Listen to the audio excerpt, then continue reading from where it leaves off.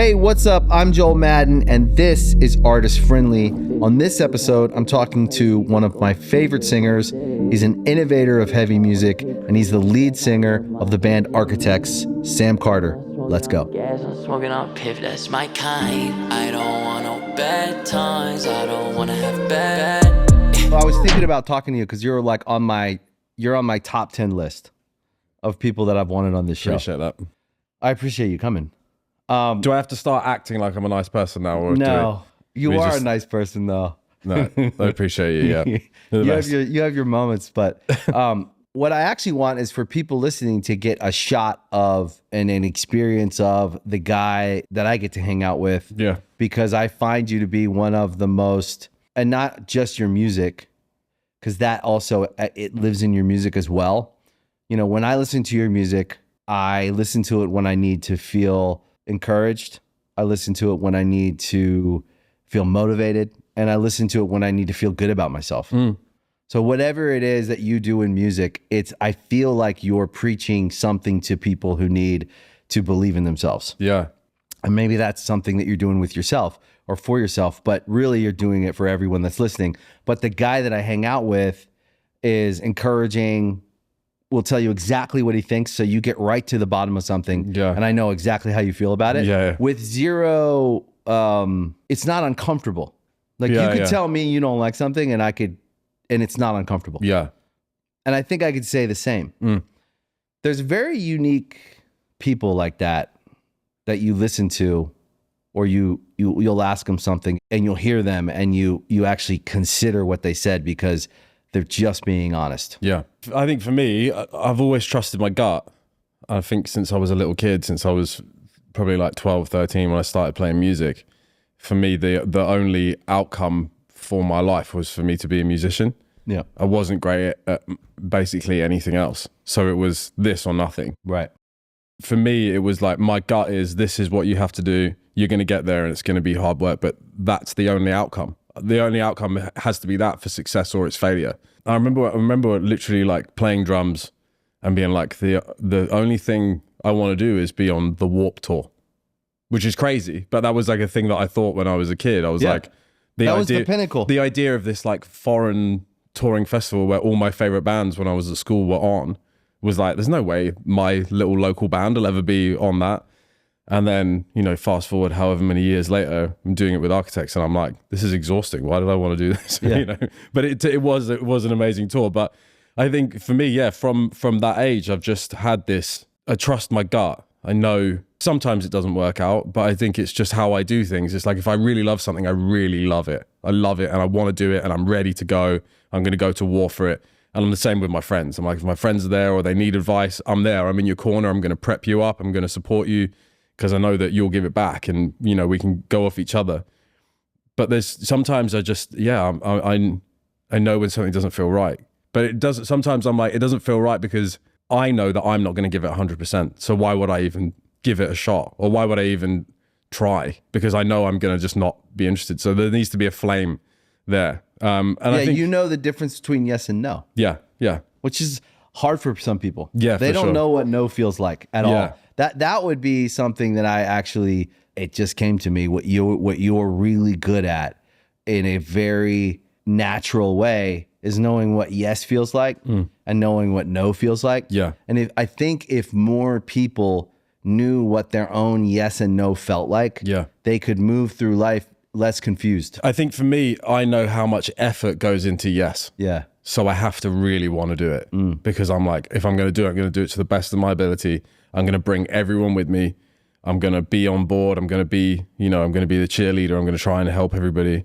And if I don't, and I drag my feet, I know that I make that situation uncomfortable for everybody because I'm like, I don't want to be here. I don't want to do this. And I have done that in situations and it doesn't help. That's not a positive for me to be a baby about it. But, I know that when I want to do something and I believe in it, I can really pull it across the line. I'm the same way. Yeah.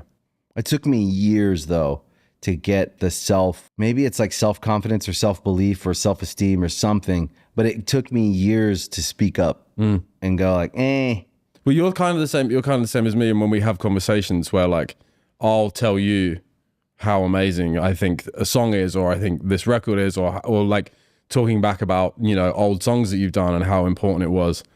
And you're like, yeah, cool. But you turn it around on me. Like, you can't take the compliments. Yeah. I really struggle with it because I'm like, I don't believe that about myself. So I'm like, I just want to talk about, I don't talk to myself the way that I would talk to you about what you've done, and I think you're the same. So that is actually, I was wondering, and I wonder sometimes so again, me and Benj were talking about you last night, and we find you to be like a guy who's always optimistic, always encouraging. Sometimes, yeah, for other people, yeah. For us. Yeah.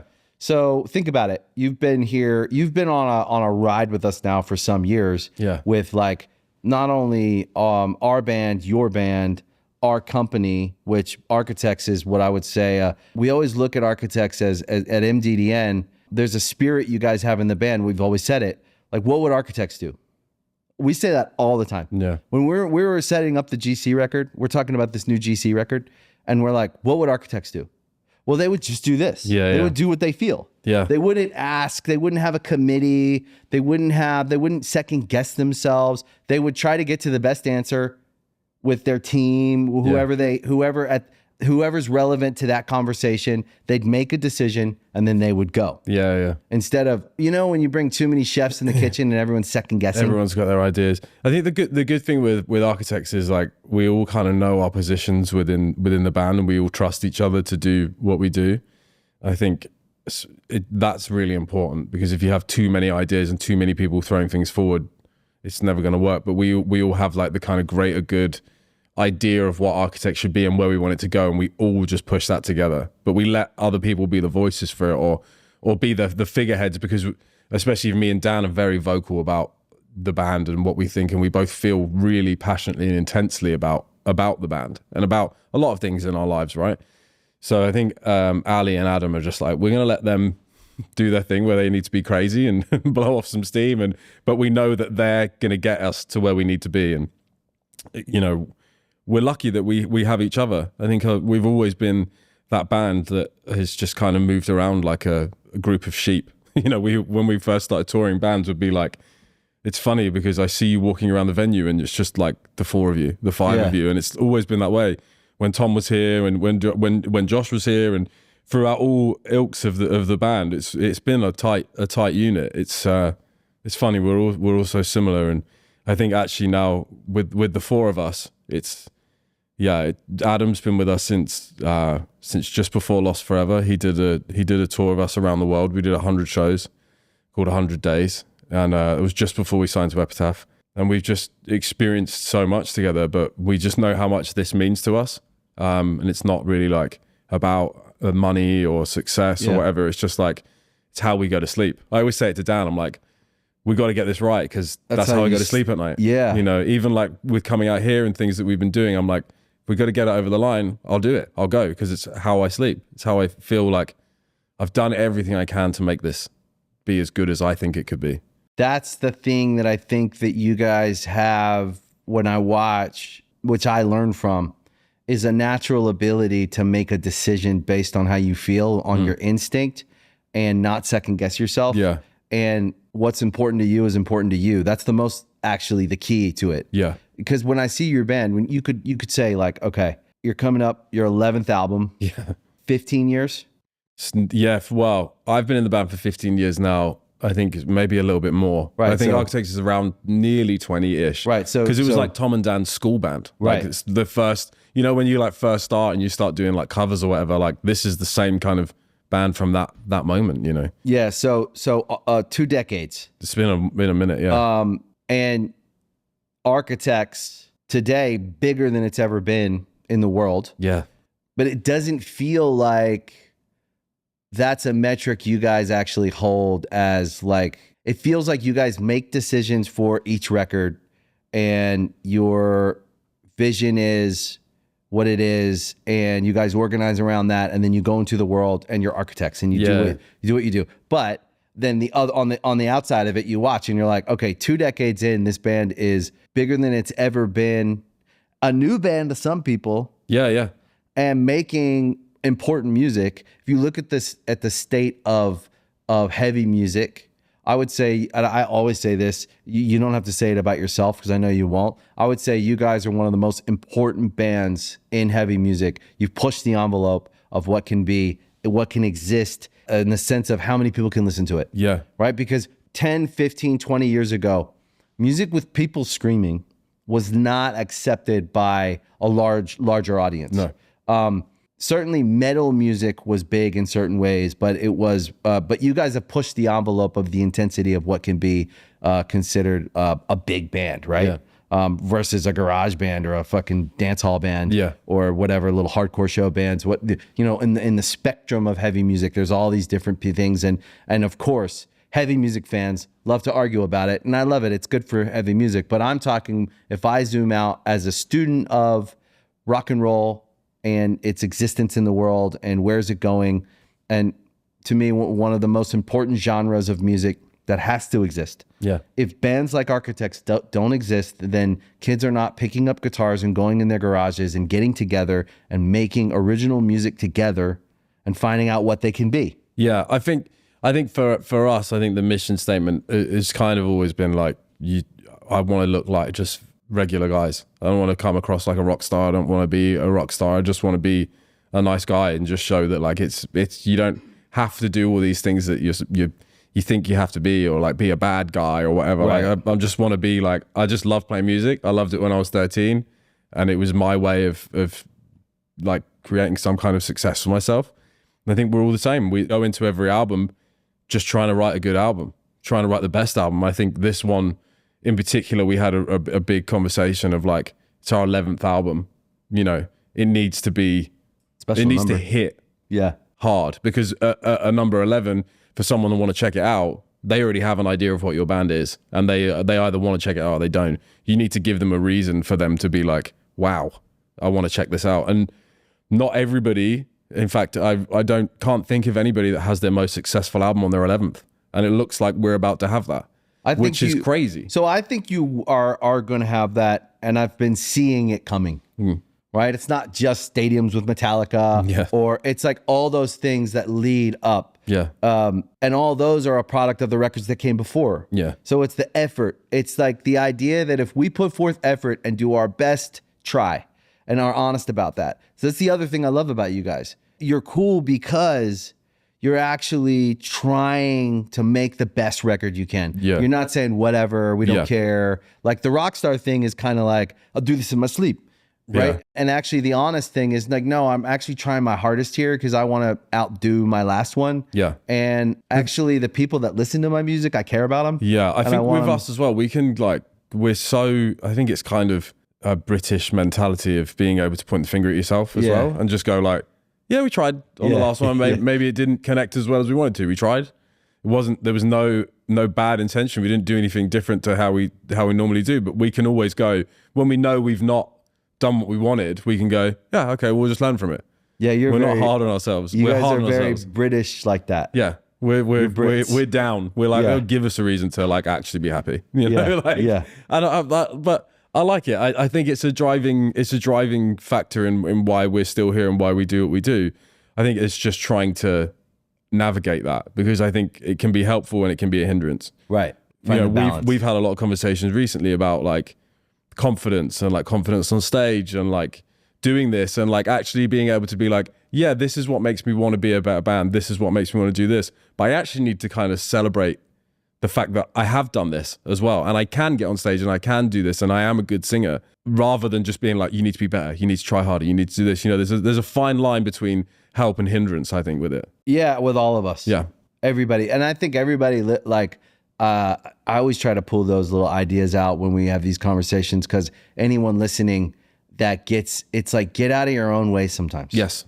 And you know what? Also, like, give yourself a pat on the back when you went out on the fucking stage. I didn't even know how I got myself out on stage to start when I first started, because I was shy and I had a low self-esteem. Yeah, yeah.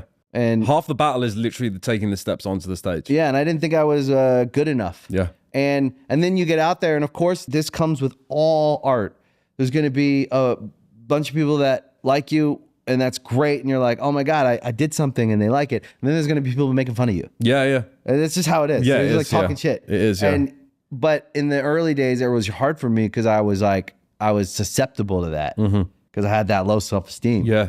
And then what I had to learn how to do was find what I actually liked about myself. Yeah. Which is very hard. And you have to find that sort of youth-like, childlike energy of like, what would Sam when he was 13 do when he was walking on this stage? Would he be up the night before worrying about what his performance was going to be like? Would he be like, oh, I'm so worried I'm not going to be good enough tomorrow? He would be like, I can't go to sleep because I'm so excited to go. Can't wait. So I think like coming into this sort of year and this sort of album tour, I'm just trying to bring that kid out with me more to be like, you did it. Yeah. You're here. You've done the hard work. This is the bit you get to enjoy. Don't get in the way of yourself at this point. You've written the record. Go have fun. No one wants to see someone on stage freaking out, critiquing themselves. They want to see you go and have fun because you're there Friday night. Yep. You're there Saturday night. You're their party. You're their like escapism. Like even if you're not perfect because you're human, they still want to see you smiling and having fun and trying to show that you love this thing, which I do more than anything. And I think my sort of mission statement for this year is just smile more, have more fun, because you get in the way of yourself. Yes. And say that you love stuff. Like my go-to thing my whole life with the band and with myself, you know, I'm so worried. I've spent so much time worrying about coming across as arrogant or big-headed that when people like ask me about the band, I'm like, yeah, it's cool. Right, next, tell me about your job. Like, how was your day at work? How was this? I don't want to talk about it because I don't want to be like showing off. And like, actually the work that I've done this year, I want to be like, yeah, I am excited for this tour. I love my band. Yeah, I love my band. I can't wait to go on this tour. I can't wait for this release because I've given it everything. And I think, you know, the amount of times I've told myself, just ask someone else, like, don't talk about yourself. Your brain starts to react to that where you start pulling the excitement out of your life. So yeah, this year I'm trying to bring that kid with me and just be like, I'm ready to go, which is fun. It's a fun way to live. I think you get more out of life that way. Yeah. We see you as like the guy who you encourage people. Like when I'm selling you, like, we're working on this thing. And you're like, oh, fucking great. Yeah, yeah. And then it makes me feel like, oh yeah. Yeah. We should make an album. Yeah. You know what I mean? You should, yeah. And you should play a show. Yeah. I'm like, how we're going to do it? And you're like, yo, you should fucking do that. Yeah, exactly. And that's the energy you give in your music too. Yeah. Because I tell you, every now and then I'll text you and I'll be like, yo, just fucking ripped a workout. Like Architects is my go-to. Yeah. When I need to get back in my on my A game of like being the person I want to be. Yeah. I want to be a positive person. I want to be someone who believes in things. And that when people are around, they get energized, not fucking depleted. I think that's the thing with us is that there's always like when our records really connect and really hit with people, there's energy throughout it and people can use it as their escapism or their like force for good. I think that comes from, just trying to make the music really honest and like believable and a bit of pain in there. I think we're not always suffering, you know, I'm not always sat around sad, you know, Dan writes the lyrics, but everything that he's talking about is so relatable to me. Otherwise it couldn't be what it is. You know, we have conversations. I'm always trying to push him to be darker. He's trying to go lighter and it kind of works. He'll always be like, oh, I don't know about this. And I'm like, oh, I do. Make it really fucking dark, you know? And he's like, I don't want to do that. I don't want kids to worry. I'm like, oh, I don't care. Bring it on. You know, I have that darkness in me. So I think that's why we work so well together. But yeah, I how do you get the there? Energy needs to be there. When you're making the record, like this record, how do you get there when you guys are going over the lyrics of a song and I'm guessing the melodies, how are those born? Well, on this record in particular, me, Dan, and Jordan work together basically like a tag team of like going around. We're starting. Right. Yeah, we start with the basic ideas of a track, get an SM7 out, start humming ideas back and forth, building a skeleton from there. Grabbing things that are cool. Oh, that's cool. That key, like, let's try this key. This is where this works, or like this little bit's great. You know, like with Jordan, you know, he hears something really quick and he's like, no, what you just did there's magic. Let's build from there. Jordan. And then Dan is just like, I think, especially coming into this album, he's got an amazing ear for music and he's an amazing lyricist. And I think actually having Jordan there as well, we were both able to say, this is amazing. Right. This line, don't change it. because it's two of us. He's had years of me going, this is amazing. Right. But now somebody else coming in and producing and having that other ear, you've got two people being like, don't overthink it. No, this is fine. This is great. But we all worked together. It was an amazing experience. And it was one that, like, I think it's the most involved I've been in probably like 2 or 3 records. That's cool. Where like I feel like I really had a purpose and something to bring to the table. And Jordan and Dan were both so inviting of that. You know, they're two musicians that I think are like 2 of the most talented people I know. I mean, for me, I can't pick up a guitar and write a song. Right. I played can't drums either, by the way. I played drums when I was a kid. Yeah. You know, I can bring you an idea for a groove, or I can bring you an idea of what I think a song should be. I can sing a melody. Yeah. But I can hum a melody. I need an idea to be born for me to then go, I think it should go here, it should go here. I think we should do this. I think you should use this chord and this. To be able to bring what I can bring to the table with those two was just so great. I mean, it's awesome to think about like the 3 of you, because it's 3 of my favorite like rock people. Yeah. You guys are just all talented in different ways.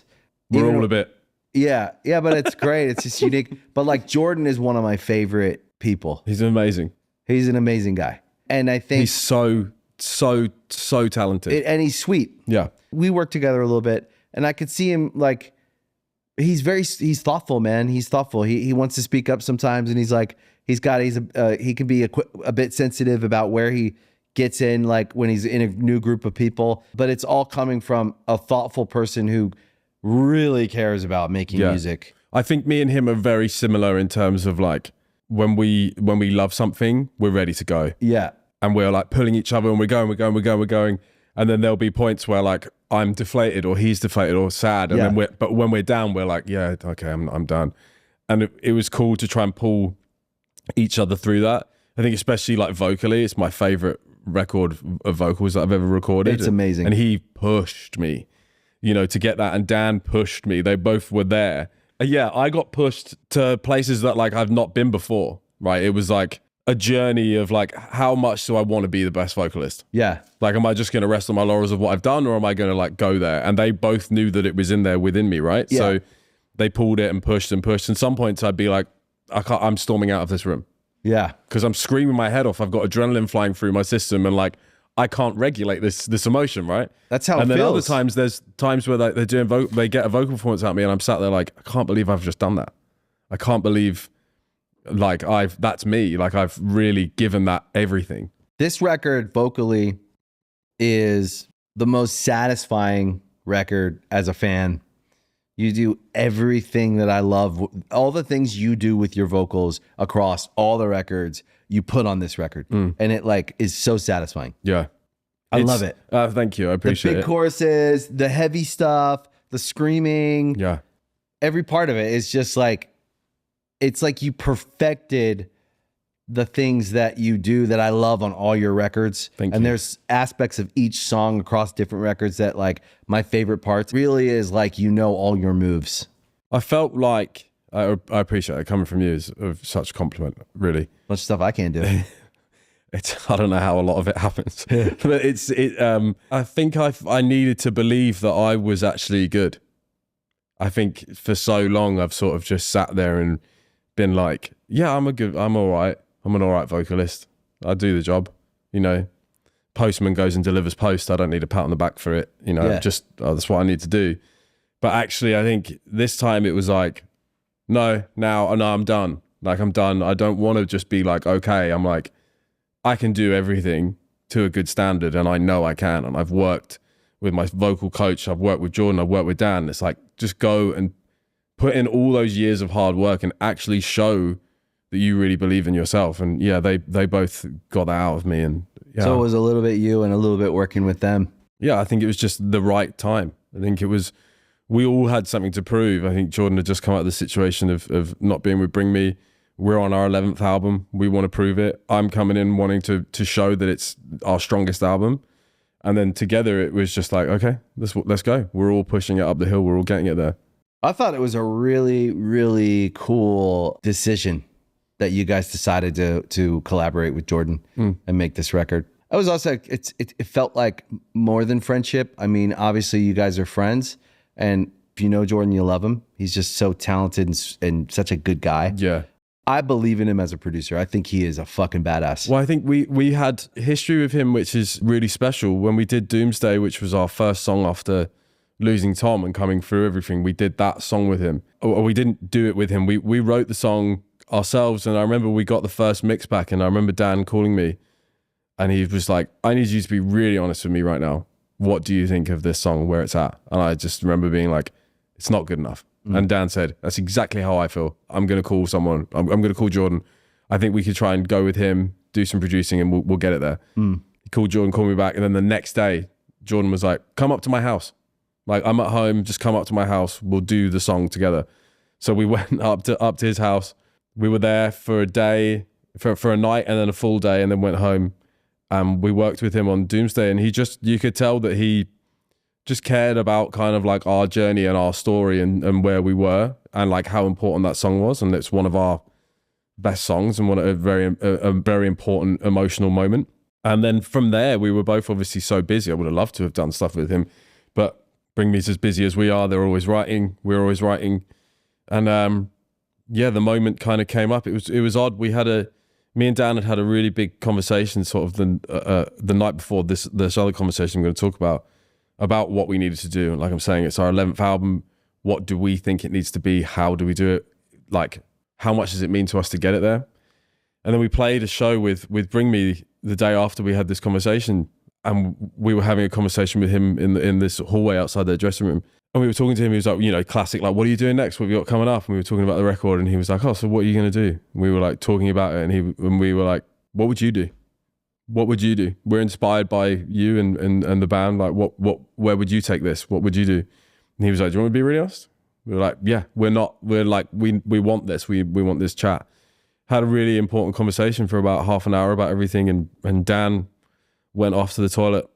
And before he came back, Jordan was like, I'd love to do something with you, but I don't know if Dan would be interested. And I was like, yeah, he would. Yeah.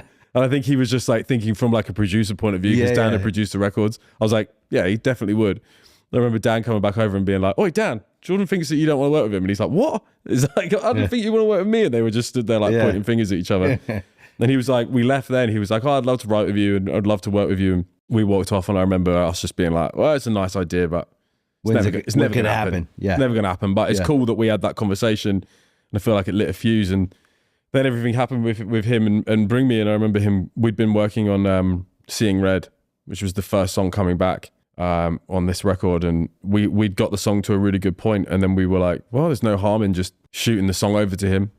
And we sent it over, and he came back with like, he just did a quick FaceTime with us and was like, I do this.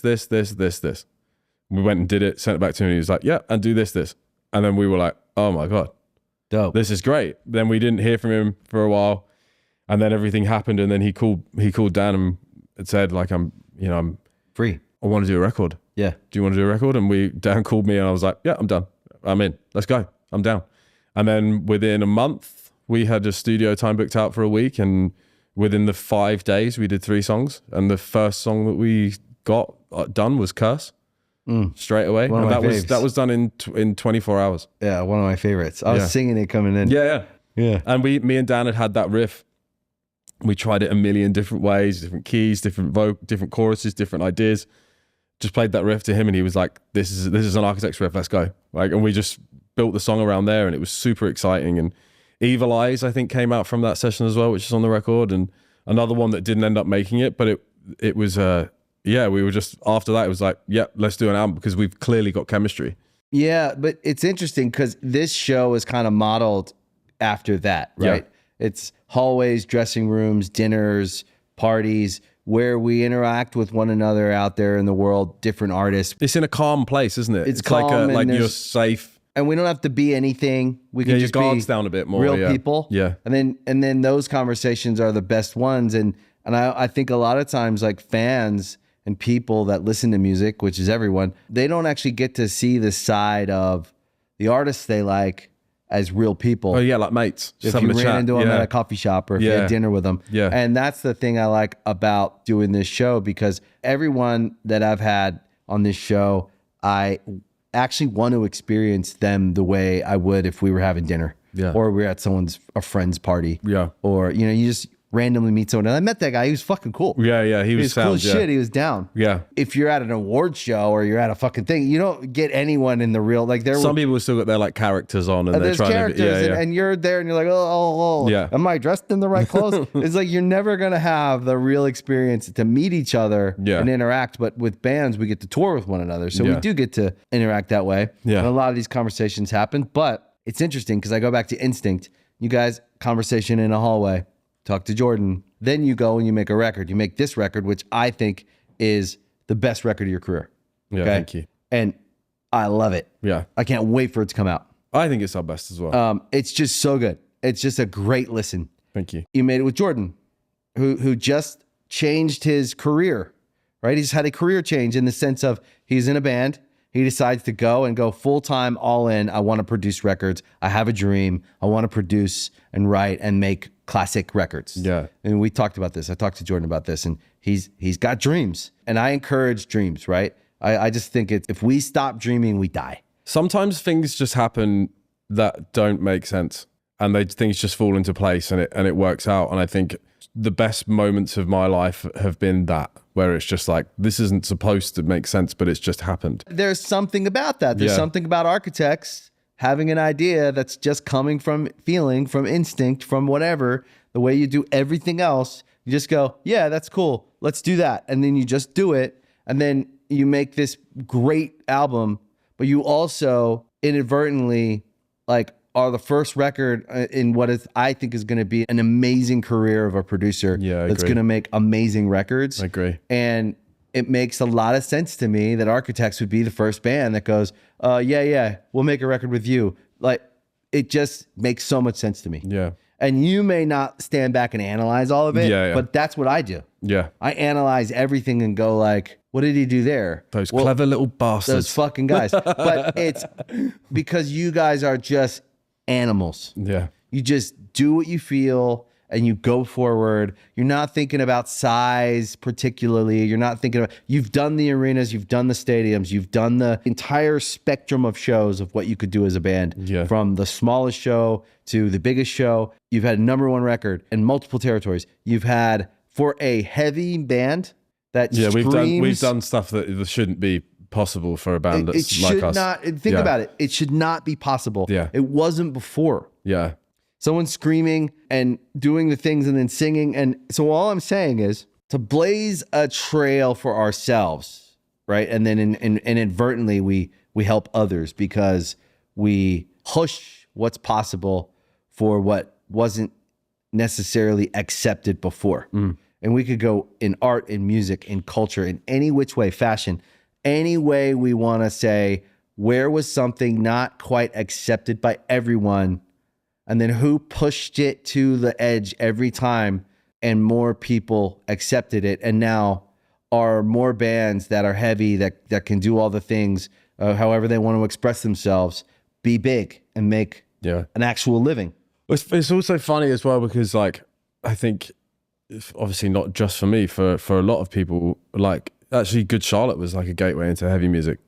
Like you and your brother were wearing like Cradle of Filth shirts. We were. You were wearing like aggressive band shirts. We wanted to and you know what it was like when you're a kid and you're getting a record and you look in a record, you look at the thanks list and you look at the shirts that the people are wearing. They're wearing. So like I would listen to bands that you guys would wear because I'd be like, who's Suicidal Tendencies?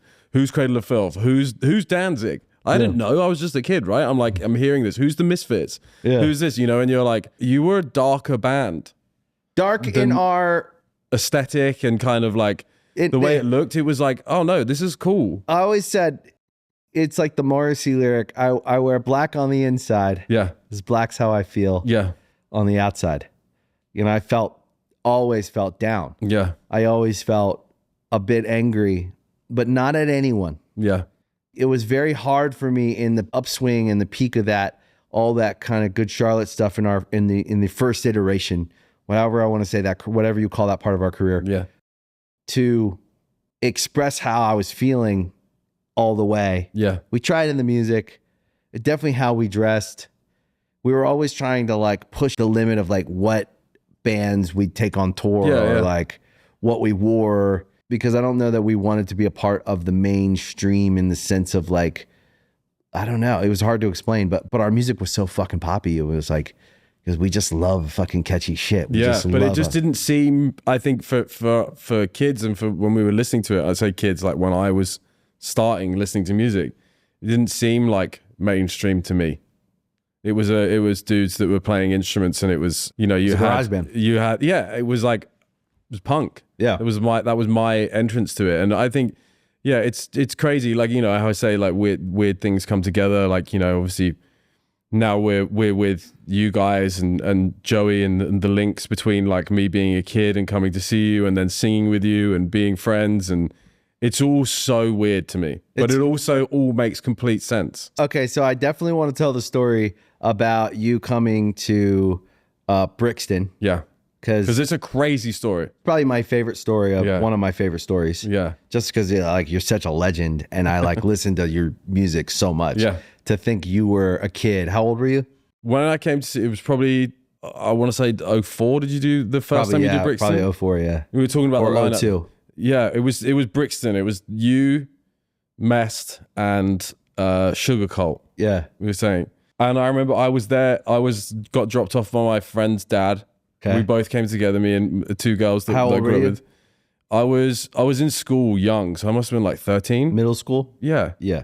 Me and my friends Helen and Hannah, we were big GC fans. Okay. We got dropped off at 10 a.m.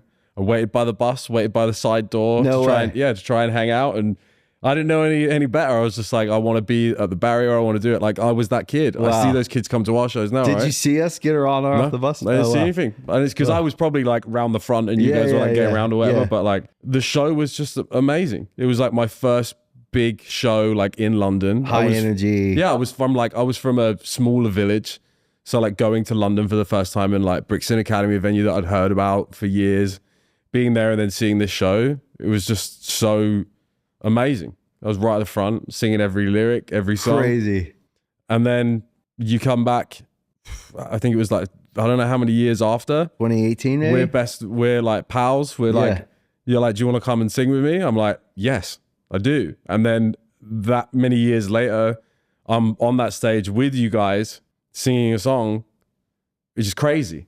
And one of my favorite parts about any UK show now is if you're in the country and you can come sing. And then we came and then I sang on your record. Like, what the fuck? And one of my favorite moments on like, what the fuck? On Generation RX, which I think is a fully underrated GC album that one day will be more appreciated than it great was. album. I just think it's a special album for us. Leech, which is a very deeply meaningful, emotional song about me and Benj coming to the realization of like how deeply wounded we were from our childhood, and this song that no one could sing on that song. That song was a precious gem to us. Yeah. Just because it was a message that we both needed to get out. And it was like therapeutic for us, coming to the realization that like the childhood trauma that we suffered, that we never really came to terms with and never really talked about, we kind of put it into a poetic message on this song, and it meant a lot to us. Yeah. And so for you to come and do the chorus was more meaningful than just you being on a song. Yeah. It was like, there was light. There was something about you that the fact that you did it, first of all, which I was scared to ask you. That's so crazy. Because I was like, I'd have ran here. I don't want them to feel like, you don't want anyone to feel obligated. Yeah. Because that's not, because it isn't even about that. You know, like, so you don't want someone to feel like they can't say no. Yeah. And I know you would have if you didn't want to do it, but we're not the guys to ask anyone for anything if we feel like it's going to be like them doing something they don't want to do. For me, it was an amazing song. And it was, I remember hearing it and just being like, it's one of my favorite moments on the record. Song. Yeah, and it kind of opened up a part of my voice that I hadn't used, like sort of tonally. I think I remember me and Dan were talking about it. We like kind of opened up like a few ideas for the album, For Those That Wish to Exist, kind of singing in that sort of style. But I tracked it with Dan as well, which was super, super cool. Yeah, and so cool. Yeah, I was just so honored. But like, it's so funny because, it's not like in our relationship, I spend the whole time sat around going like, oh my God, that's Joel from Good Charlotte. Like, fucking hell. No. But there is part of me that is, like I'm saying, with that like 13-year-old kid that is like, this is so crazy. I went to go and see a band. I was inspired by it. Then I'm in a band. I'm now like in a fucking conversation with you all the time where we're trying to big each other up and encourage each other. Rolling text We're saying all these things to each other and supporting each other. I'm on your record. It's an amazing thing. But do you know what's even weirder is how it kind of all came together. And I think we've spoken about this. Dean Robotham, who was a guitar tech for Benj. Yeah. He'd just been out with you for a while. And I remember he came to my house and we were just sat outside having drinks, and it was like me and my girlfriend at the time and a bunch of our bandmates, and we were all around, and he'd just come back from being with you guys in LA, and he'd come back and he was like, oh, I've just been out with Good Charlotte, and like, they're the best people. Like, I love them. And I was like, be honest with me. I was like, be really real with me. I love that band. What are they like? And he was like, I'm being completely honest with you when I say they're the realest, nicest people. They've gone out of their way to take care of me, gone above and beyond. Oh, that's nice. He's great. I love him. Next day, without any link or knowledge that Dean had been at my house, Joey calls me. And he's like, I've got this. Joey, our manager, for people that don't. Joey Simmerin, who's now the president of MDDN for many years, but has been your guys' manager for so forever. long. Yeah. He called me and he was like, I want to run something past you. I've got a proposition to go and work at MDDN. What do you think? And I was like, do it. Great. I was like, I just had a conversation last night with somebody that would never lie to me, says they're the best people, says it's a like amazing company, go. And Joey was like, cool, done. We needed him. And he was like, okay, that's it. And I spoke to the guys and was like, because obviously they had been at my house as well. They'd had the conversation with Dean, and it was so funny, like how it was like at that moment, around that time, we'd been through so much like shit and trauma. Been through a lot. Lost Tom. I remember Dean had come down, and it was still around that time, and it was just like, you were all still processing. Yeah. But it was like, oh, that's funny. Like, this is all sort of it felt like something was happening. Like someone was looking over and going like, oh, here's a little bit of light. That's obviously not fixing everything that we've been through, but it was like, here's just something to make you go, huh, that's odd. I was just talking about them yesterday, and you've called me asking about this. It was really strange. We're all weaved in a cloth. We're all weaved in and the thing that I think people don't, what I believe anyways, that people don't realize is that we're all connected. Like we all are. I just believe that we're like a big colony of ants, that we're not even conscious of the dance that we're doing together. Oh, you know who else was at the Brixton show? Adele. She told me that too. You're just inspiring everyone, all genres. So no, by the way, I fucking love Adele. Yeah. She's the realest. Yeah. You want to meet somebody that will not disappoint you if you love her music, meet Adele. Yeah. She's the best. And I've only become friends with her because she's very close with Nicole.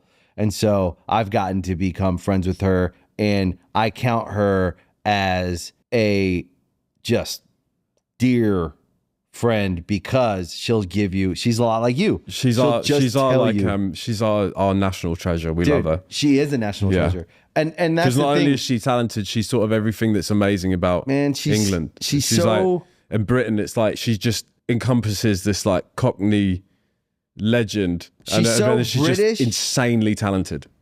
The talent is like, that's the thing everybody knows. Yeah. Like that's just like, you just know Adele is Adele. It's agreed upon. But the thing that I think people don't always know is at the heart of a person when you sit with them. Yeah. Are they a person?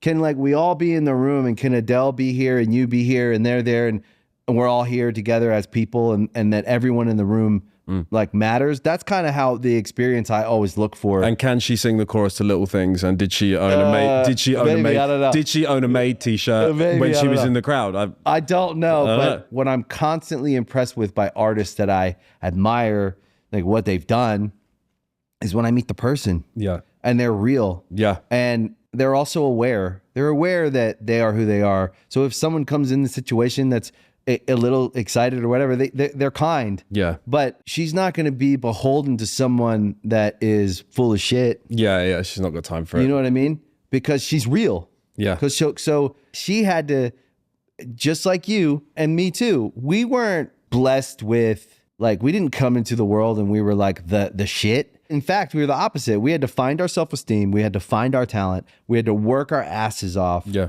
And we had to try and make it. But we had to believe in ourselves before anyone else. Yeah. And that goes for Adele. That goes for you. That goes for me. Yeah. And we still doubt ourselves. Yeah. We're still that kid. It's what keeps pushing you, I think. And it also is what makes you kind. I think. Yeah. What makes you have empathy. Yeah. And, but it's funny because Adele was there, you were there, and you're two of my favorite people. Yeah. And you're both English. Yeah. Well, we're in London, so. Yeah. But like two of my favorite like English people. Yeah. Because my experience of England is my friends. Yeah. And I love the UK. Good Charlotte, we have a great relationship with the UK. Like, yeah, you definitely do. It's like one of our favorite places. Yeah. But it's the people. There's a personality there that is very you. It's very Adele. It's very like, there's an honesty and there's something about it that I think we could use a little more of. But it's funny the two of you were there and you're two of my favorite singers. Yeah. And two of my favorite friends. Just the whole thing is just so crazy to me to just be like, that's kind of, I was there. Those records were just so inspiring. Well, thank you. To then be like, okay, now we're mates. And we talk all the time. And we work together. We work together. Joey's here. I've been on your record. I was on that stage where I first saw you doing it. I've now done Brixton myself. Yeah. Like, it's an amazing things like that where you just take a step back and you're like, wow, it's been Did you do Ali Pally? Been a hell of a journey. Yeah, I did Leech at Ali Pally. Yeah. Yeah. Which was amazing. Yeah, an amazing. I love Ali Pally. I do, yeah. What a great venue. Yeah. It's like amazing. All flat. But yeah, there's those moments in your career where you go, wow. You think like Little Sam, where I'm just like, it's amazing. It's been an amazing life. So my theory, and this all proves it in my opinion, is we only become what we actually truly see ourselves becoming. So if you in your very core belief do not believe that you could do that, whatever that 13-year-old looked at and saw on that stage, he somehow, some way thought, I think I can do that. If you don't have the I think I can on anything, you will not have it. You will not possess it. No. And my belief system is vision first, dream first, imagine first, and then don't worry about how. Yeah. And I think what you guys do really well is you let how happen. You lean into how you feel. And if we think too much about how we want the thing we're imagining to come, we're caught up on the how and not the thing. So if we don't imagine what we want and just go to bed dreaming about that every night, and we let how happen every day and lean into how we feel. So, oh yeah, I think that's a good idea. Let's go. Yeah. It comes to you if you're looking at the vision. Yeah. And I think we attract what we want. And we attract what we don't want. If we think, the law of attraction, all that stuff, it's all the principles of like, we will find what we look for. So if I'm looking for enemies, I'll find them. If I'm looking for friends, I'll find them. And I think that we are like, somehow you manifested the connection that we have, and I manifested it as well. Because when I heard your records before Joey. Yeah, because I remember you and Benj were talking about us before we even started working with you. I was like, wow. Architects. I was like, Good Charlotte like us. God damn. That's a turn up for the books. Yeah. Who saw that coming? Because it was... Not me. It's never stopped impressing me. I appreciate it. You know what I mean? The music has always impressed me, but somehow we manifested, and I say this in the bigger picture for anyone listening, is like we absolutely manifest everything in our life. Yeah. If I get up today and I'm looking for problems, I'll manifest them. I'll find them. There are plenty of problems to find. We go through the woods looking for the bears, or we go through the woods looking for the berries. We'll find both. They're all there. But I think the thing you and me probably continually have to work on, which is probably slowing down and maybe even slowing, I always think, is it slowing down my progress, is how am I talking to myself? Yes. And am I encouraging myself as much as I encourage everyone else? Yeah. Because I love to encourage people. Yeah. I think it's, I had it actually with Stephanie from Brutus. They just supported us in the US. Brutus is amazing. An amazing band. Getting some love at home too in their home country. Yeah. We toured with them and I love them. They're one of my favorite bands. Stephanie is very similar to me. She's so hard on herself as a vocalist, and she's so like It's crazy. brutal to herself, right? So we would watch her, like, you know, our dressing room would empty every night. We'd all go watch, then we'd go back and speak to them. And I remember speaking to her one night, and she was upset with her vocal performance, and I was like, that was one of the best vocal performances I've ever seen in my entire life. And she was sat there like in tears, being like, I've let you down. Like, you guys, like, you've brought us out and we've done this. And I was like, no. And we spoke to her, and she was like, you know that if I spoke to you like this, you wouldn't listen. And I was like, yeah, that's true. And she was like, you need to speak to yourself like this. And I was like, whoa.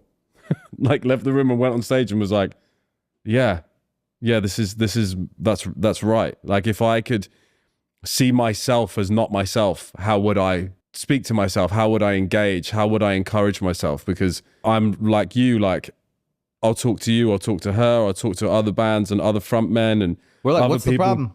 I'm like, you're good, don't worry about your voice. Just do this warm up, you're going to be good. You sound amazing, no one can sound like you. You are the only person in these 20,000 people that can go and do you, so go do you. But me, I'll be going walking on stage being like, you're about to let every single person in this room down. That's crazy. Everybody is here to laugh at you. You know, like, that's just the way my brain goes. And it's rewiring that of like, everybody is here because they want to see you succeed. So just have fun, because no one has bought a ticket to this concert to come and watch you laugh. Like, that's so insane to think that. But it was a really interesting moment. And like I say, like, when we have conversations where I'm like, this is great, you should do this. This new song's great. Try this. Like, you know, we're bouncing ideas off each other. Even yesterday, it's so funny because you're like, yeah, if you're doing it to me, I'm like, yeah, I need to take that on board. To actually take it on board. Like, just try and be nice to yourself. Think about every area of your life, because this is where I get it from you when you don't even know you're there. Is I struggle in other places. Like, I have a little bit of stage fright. Yeah, same. It's brutal. But then I get out there and I'm fine. Yeah. And I don't think about how I sung after the show. Yeah. I don't fucking care. Yeah. Like, I'll be honest with you. It's done. Yeah. It's done. Yeah. And I don't think about it during the show. Yeah. I was losing my voice during that song, whatever. And I'm like, whatever. I just have a drink afterwards and I'm like, whatever. Yeah. Now that might be some self-esteem stuff. I might just be like, we're not that good anyways or whatever. But at the end of the day, Definitely is. yeah. So I'm like, maybe I should take it more seriously or whatever. But I think I'm going to go try my best. In the live show, getting on stage is the hardest part. Absolutely. I'm anxious. I'm a little edgy. I'm a little uncomfortable. Yeah. I might be a little unpleasant to the people who are closest to me. Yeah. And I'm freaking out. I'm just, you're not breathing properly. You're just like, yep. You know, you get it done. I'm exactly the same way.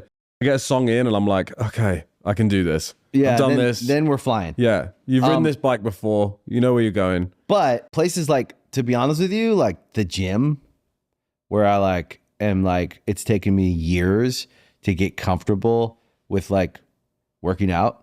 It sounds whatever, but like it's just real. It's like some self-esteem thing.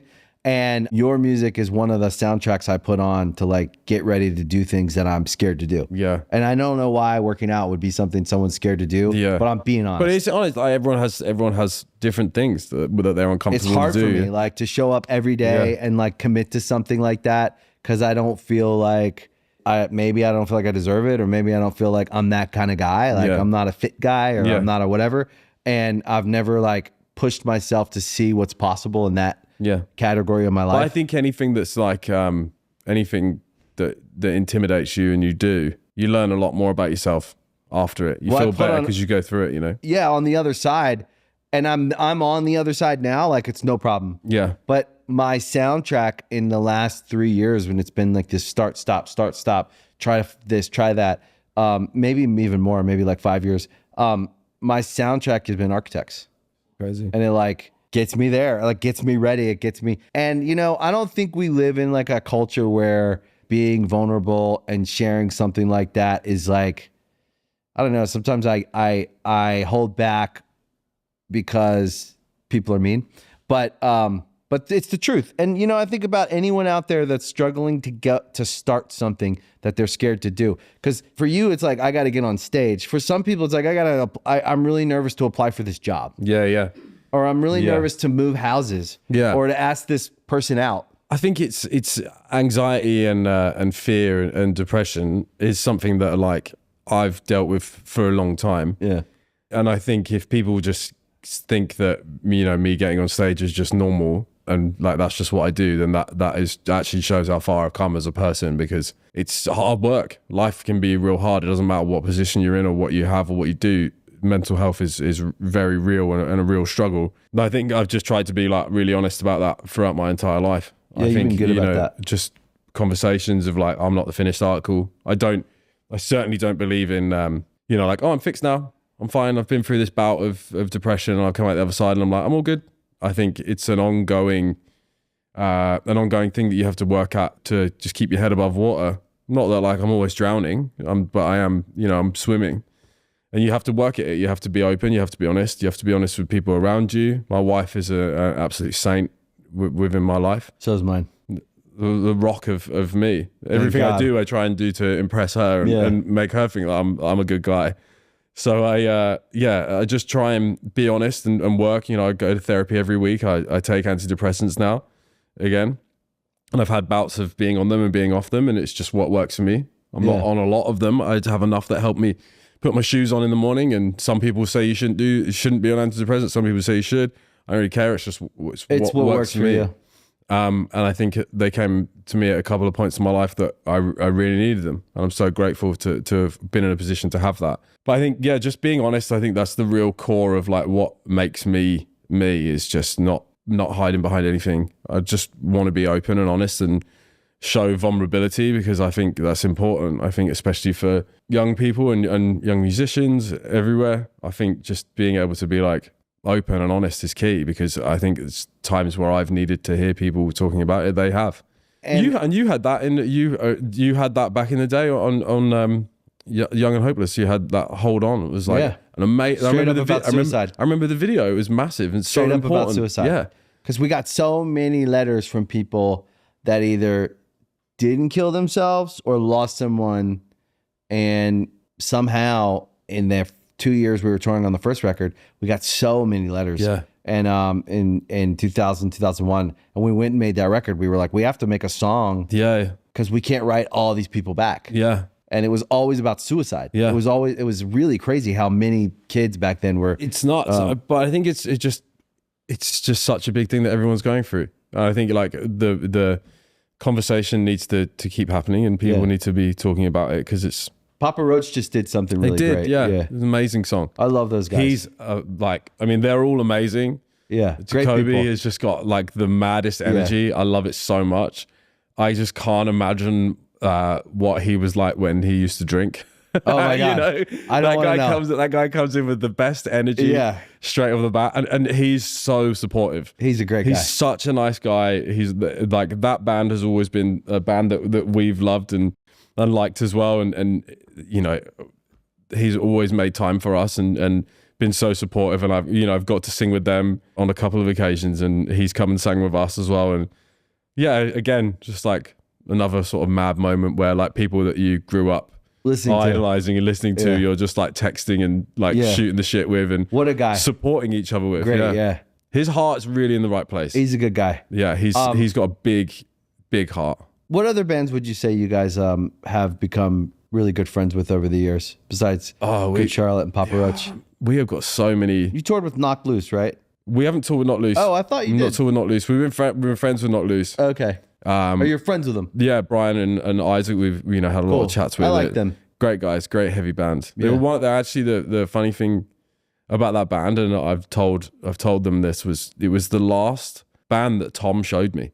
Oh wow. Yeah. I remember Tom showing me the first song that they kind of put out off of their first like big record, like the second record I think it was.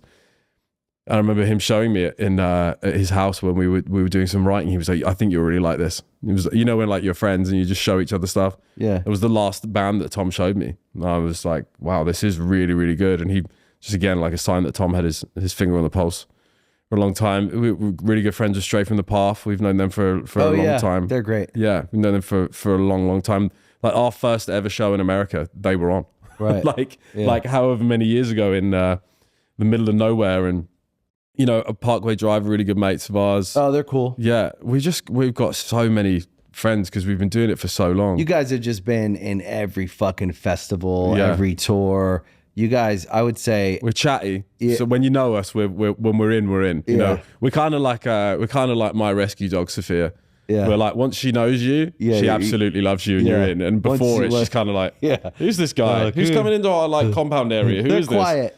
Are you going to hurt me? They're quiet. Yeah. And you're like, no, they're not. And then when you're in, they're like, no, well, they think they're too cool. It's like, no, we definitely don't. No, we definitely don't. And we're just shy dogs. I think when you've been doing it for so long, that's one of the best things about touring. And it was one of the things that I really was looking forward to getting back over to the US when we hadn't toured it for a couple of years, and actually getting over and seeing those people that I just hadn't seen in ages. Yeah. You know, where you see them around the world. And that's one of the best things about touring. It's like going to a place and being like, this person's coming tonight, this person's coming there. And, you know, it's like a little, just a hang around the world. Did you have a favorite metal festival this year? Favorite metal festival? Of the ones you played, like, was there one that stood out to you as your favorite? I really enjoyed Bloodstock. Headlining Bloodstock in the UK was awesome. I didn't really know what to expect because it's quite a like heavy metal festival. Right. I didn't know how we'd do. I figured you guys would do really well. We just don't have the confidence to be. Yeah. And then the fuck do you? It was amazing. The promoter and the people that put on the show were like, "This is the most people we've ever had." If I was in fucking Architects, I'd just walk into any fucking show. Yeah. Just be like, put me on anywhere. Yeah. But I need to try and, again, I'm trying to be more confident. Yeah. But we did, we had a great show. The promoter was like, this is the most people we've ever had through the door of the main arena on a Saturday night. Amazing. And they were so stoked on that. With Full Force was amazing in Germany. It was just a year of like craziness. What about America? Aftershock was awesome. Aftershock is always good, huh? Aftershock was awesome. Welcome to Rockville. Yeah. Which you guys are doing, right? We're doing this year. Yeah, that's awesome. All those Zimmer festivals are amazing. Yeah. It's amazing to see, actually now America has its own festival season. Yeah. You know, like Europe has always been a time where it's like, it's a thing now. Are you doing festival season in Europe? Are you doing this, like, and putting stuff around it? Now America is like the US is like, it's got it. And it's like, and your lineups are insane. Yeah. Your lineups are like a day, just one day is like, like Friday, Saturday, Sunday. You're like looking at the lineups, you're like, America. Yeah. Bigger and better. Bigger and better. I love it. And I just think, I love it. I love the opportunity of going out to people that maybe haven't heard of us and are like, we're in front of them and showing what we do best. And I think because we've been doing it so long and we've smashed festival seasons in Europe so many times, we know how to work a big crowd. Yeah, it does help. It helps. Yeah. When you've played thousands of shows and you know how to do a live show, whether something fucking goes out or something isn't working. There's something about being over in America where I'm like, I feel like I can be a little bit like more Larry as well. I like to sort of like attack the crowd and then sort of give them a little bit of love in between the songs and then rile them up a little bit more and call them pricks and have a go at them and get them rolled up. And I think they see the sort of sense of humor in it. I'm not up there trying to be cool. I'm just sort of winding them up. I've loved it. I love this stage of our band and this sort of time that we're in.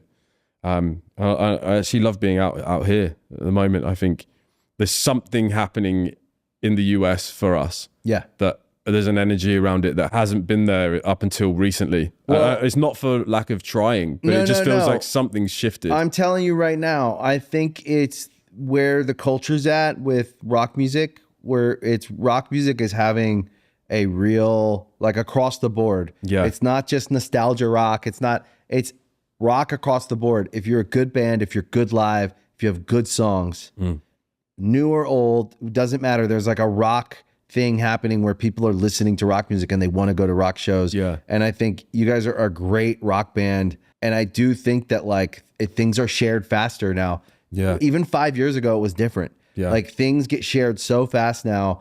And I think you guys have an amazing catalog of songs. When I turn people onto Architects, they come back to me and go, oh my God, I don't know which song's my favorite because there's just so many good. Like, by the way, if you don't start playing Gravedigger. Yeah. We did on the Euro shows. So in the set, because it's one of my favorites. But you have so many good songs. Yeah. And that's not what it's all about. Yeah. It doesn't matter if I'm just discovering this band. Like that's where I think rock and the rock festivals, there's a real culture now, like a little bit more like Europe used to be. Yeah. And it still is. But I remember we would do America in the 2000s or in the 2010 or whatever. And it was like, if you didn't have a hit in America, No one gave a fuck. Yeah. But you go to Europe and they listen to every record. Yeah. And you're playing an arena and they're singing the album cuts on the third record that no one else. Yes, and in every America, lyric, like those shows are the best shows. And it's crazy. You have so that's kind of happened in America now, I think. Yeah. Is like this culture of live. And I feel like we've just got to a point where we're just like trying to be the best we can possibly be and put on the best show. And in those situations, we're just like, we know how to do this. And we want to be the band that you go away and go, they were great. And you go and listen to the record? That was a great show. This was my favorite band of the weekend. This was this. I want to be that. I don't want to be ashamed of that. I don't want to waste my time and turn up and just be like, okay. But also, like, if I'm leaving my wife and my dogs to come and play over here, you best believe every single person in that room has got to go home going, they were awesome. They were fucking good. Yeah. And to do what you do on the record live. Yeah. Because also, if you listen to a record with complications, it's like a watch. Yeah. You hear little things that are choices that aren't necessarily easy or, it's interesting when I listen to an Architects record, I don't just love it for the songwriting. There's complications in the music. Yeah, tell and me you hear about it and you go like, oh my God. Yeah. Like that little guitar part right there or that little thing. And that to me is, and then you see the band live and you go, fuck, they did it live too. Yeah. That's a good band. I'm very lucky to be in a band with some amazing musicians. Yeah. And I say it every night, I'm like, I don't have to worry. I don't have to look around. I don't have to turn around. I don't have to think about it. It just happens perfectly every night. It's very rare that any of them will make a mistake. And I'm very fortunate to stand at the front. And I think the best thing I can do is be as good as I possibly can for them. And I think we're all in that mindset of. So I think in America, people are discovering you. Yes. Yeah. I think you have a good core audience here of like of like heavy music fans. Yeah. But I actually think there's like this very big new wave over the last few years of rock fans who are discovering music, like rock music truly for the first time. Yeah. Or expanding their rock music taste. Yeah. Because of all these new festivals that have popped up in the last decade. And I think that you guys are experiencing like a wave of like new fans. I think also, in the US. Yeah. I think also we're very, very, I was going to say lucky. We're very thankful for the team that we have around us. Yeah. So we're very grateful for it. I think label, agents, management, everything around us is just feels like a no-brainer. It's like our mates that work for us. Like sometimes we'll see people and I'll be like, oh, we've not really talked about work, but it doesn't really matter because I know what you're doing. I trust you. Well, we're just hanging out. I think it's important to surround yourself with people that like you can be yourself around. It's not just like, you're not just having to be nice, Yeah. I've had so many people that work for us that were at my wedding. Yeah. And I know loads of people in bands that be like, what? I'd be like, yeah, they're my mates. Of course they're going to be there. We're very thankful for the team that we have around us because it does just feel like it's not, if Architects does well and something happens or we have a moment, and I think with our fans as well, actually, it feels like it's a win for everybody. Big time. Because it's not like, we're not like, look at us. We're like, look at this, look what we've done like together. Because I understand the importance of our fan base and the people that are around us because we're not rock stars. We're not. I walk my best part of being alive is walking my dogs and picking up their shit. Yeah.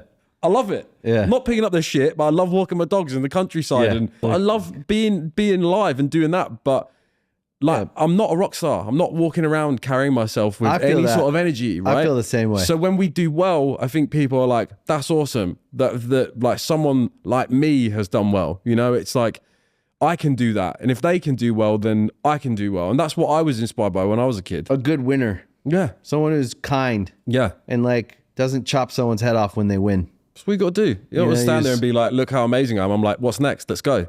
Yeah, it's like when you see an athlete win and they go, man, my team was so good. They fucking blah, blah, blah. And you go like, that guy is a fucking baller and he won the game. But he's never going to give you the satisfaction of saying, yeah, I fucking did it because he knows. There's a lot of time left in my life where I can look back and think and pat myself on the back for what I've done. Totally. Like I don't need to now. You know what I mean? Like I was poor and now I'm not. Good enough for me. But one day maybe I'll look back on how hard it was to get out of that poverty. Yeah. And I'll celebrate it. And every now and then me and Ben do celebrate it because we have moments where we're like, wow.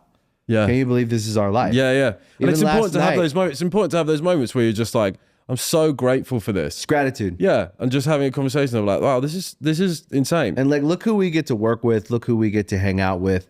It's truly joyful experience to be backstage at one of your shows. It's amazing. I think especially with architects now. I mean, I used to have quite a few drinks. Thank God I don't have quite a few now. But you come off stage and it's like, cool, we just go play FIFA, go bed. Yeah. Like we have a thing now. This is so lame. We have a thing now where before we go on stage, you see a few of us get our stuff ready to like get our pajamas and get ready for bed. Yes. And it's like you get off stage and it's like, who's going to get in the shower first? Who's going to be the fastest person to be in their bunk? You get in your bunk and you're like, oh, I've won. Right. I've Or done just it. like get cozy in the lounge. You're just sat on the bus turn being on like, movie. oh, wouldn't want to be you sat in that Movie dressing night. room. I'm sat just looking at pictures I've taken throughout the day on Lightroom. Like, see you later. Yeah. You know, it's I'm lucky. We're all the same people. You know, I'm so blessed to have them in our lives. And I was talking about it to someone the other day about like how much we hang out and talk to each other. We talk to each other every day. I love those guys so much. Like we're just such a team. And if the band stopped tomorrow, we still talk to each other every day. Yeah. We're still best mates. You can't fuck with us. Well, I think you guys have a very long way to go. Yeah. I think you have a long road ahead of you. Yeah. A really good one. I think you're in the fun part. I think you guys have done a ton of work. You've been through a lot as a band, and every fucking way you could go through something. You could write the book on how to run a business, in my opinion. We always say it. We're like, what would architects do? They would just make a decision. So what do we think, guys? Okay, that's what we should do. Okay, let's do it. We say that all the time. Yeah. Because it feels that whatever your process is, and it sounds like I'm not far off, Yeah. but it feels like that's it. Yeah. It's not like how big is that gonna be or how blah blah blah blah blah blah. No, it's just like I feel like that's it, and then we just do it, and it's right. Yeah. And then what's the result? Okay, cool. Now let's go. Like we're not all hung up on the result of every fucking thing we do. Yeah. Let's just keep going forward. Make another record. Drop her another record. We have a thing where it's like if the four of us, if one of us is outvoted, we're still kind of like, well, why is that one? What's wrong? What is it that's not right here? We're like, we'll put it through if it's you know it's for the greater good, and then normally I'll come around and be like, yeah, actually it was right. But it's always like we respect each other of like, okay, if you actually don't think this is right, I trust you and love you enough to know that there's something in this. So let's dig in. Yeah. And let's figure out what that is. But for the most part, it's like we know what we need to do. We're on the same page. We have the same kind of gut where it's like, yep, this is what we got to do. And I think that's what's gotten you to this, what I think is going to be and is becoming, I think you're feeling it, because this record is being really well received. Yeah. And celebrated. I think people really fucking love your band. And what I think you're seeing is 2 decades of instinct work. Feel it, do it, Yeah. keep moving forward. And I think you guys are coming into the fun part of being an architect, where you actually get to probably enjoy it a little bit more than maybe you have in the past. Yeah, I think that's it. It's like just time for fun. Yeah. Time to enjoy it. Done the hard work. We're still going to keep working hard, but you can loosen up your shoulders a little bit and have a enjoy smile. the show. Yeah, Like, you can you're in a smile big a bit. Yeah. Doing these big ass shows, it's fun. Yeah. You know. Bring that little kid with me and just a little Show kid in him. my heart and be like, Yeah, the 13-year-old Yeah. who was in line at Brixton at 10 a.m. yeah, now you're doing this. And what do you think? now he's on stage, and you got to show him what he's done. Yeah. Sometimes. And you know? let him take the wheel sometimes, because I think really like that's what everyone's sort of actual talent is born from that. He had the dream. era of like being that the formative years of like, I got it, I'll take the wheel, I'm good. You know, you looked after, you grow up, you get to that point, and you're like, actually, I think I know better. That's the kid who dreams. Yeah. So let them carry on. And I really do believe that the dream starts everything. So if anyone listening, take it for what you want. If we don't start with a dream around everything, our marriage, our band, our life, our health, if we don't start with a dream, then we're just letting any other thought come in and rule. what this becomes. Yeah. So it's usually fear-based. Yeah. Right? So, or we're wrestling between good and evil. But if we start with just a dream, my dream is this. So I always tell people, have a dream and a vision around every part of your life. Give yourself that, because you don't get to be anyone else. I don't get to be Sam from Architects. I have to be me. And you get to be you. And that's kind of like the journey for me, is like, what's my dream around everything? What's the dream for MDDN? It's to work with really fucking great bands and be in an environment where everyone like enjoys it and everyone like knows where they're at. Yeah. You know? And so I think you guys do that. But yeah, it's that 13-year-old kid who's at Brixton who goes, I'm going to do that. I'm going to give it a shot. Yeah. And I think more of us need to like remember that we all, but hopefully the people out there listening, if maybe they haven't accomplished what they want to yet. And I always want to encourage people that are listening to our music, that are getting something from it, to find their band, to find their dream, to find their, you know, their hit record, whatever that is. Yeah. If you want it, some way. If you want it, some way. You make it. Some way, shape, or form. And I think now, like you say, like I've got to this point in my life where I'm so inspired by bands and music that they were doing stuff before anybody else. Like going into a studio and recording to tape. Like people don't understand until you like look under the hood of what music is now. So much music is just recorded into a laptop, and if it's wrong, you just delete it and start again. Yeah. These bands like the Beatles were going in and recording Sgt. Pepper on a 4-track. Yeah.